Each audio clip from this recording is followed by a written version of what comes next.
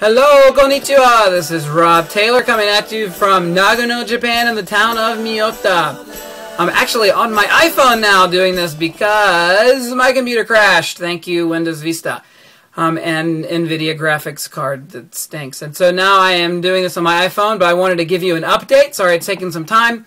I wanted to thank you first for praying for Ikapi, also known as Yoshitaka, my friend in Iwaki, and his church ministry there, and with working with the refugees and the victims. And you've been so faithful to pray for him and his daughter, Irina. She passed away. She went to be with the Lord on May 12th. And they prayed for 4 days for resurrection in accordance to what they thought was keeping with some prophecies that were told to them. The prophecies did come true, but not in the form of resurrection as we had hoped that they would. And a miracle that I'd like to tell you about that just shows God's faithfulness in this, even though he did not give resurrection to Irina, was that there was a mark that appeared on her forehead in Hebrew. Ikapi saw it first, but he didn't want to say anything because he thought he'd be seen as a grieving, crazy father. Another lady saw the same mark and thought it was Hebrew. She took a picture of it. So there's a picture of this mark. And they asked a Hebrew scholar, and he said that that is a true Hebrew character, and it said Yahweh. It was the name of God. And he put that mark on her forehead right after he had told the parents on the fourth day it's time to stop praying for resurrection. He gave them a sign. And it was amazing to see the miracle that just this perfect Hebrew character appeared on her forehead.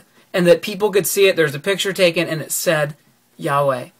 God is alive and real and showing himself in amazing ways and comforting. He didn't have to do that. But he comforted them and honored their prayer and their faith.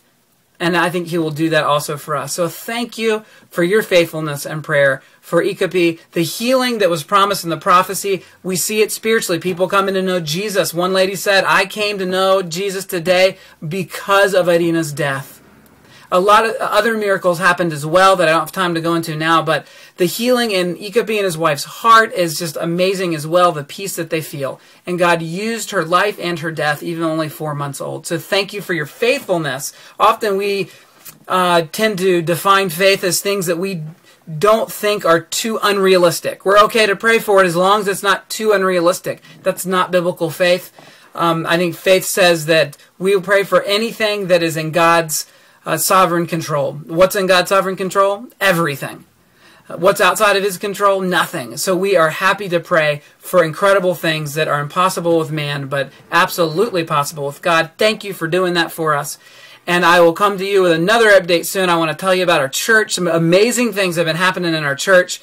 And thank you for your faithful prayers for our church and for Ikapi and his family and the ministry they're doing in Iwaki. And we will see you in our next update. God is faithful, and I hope you see that and feel that today and this week.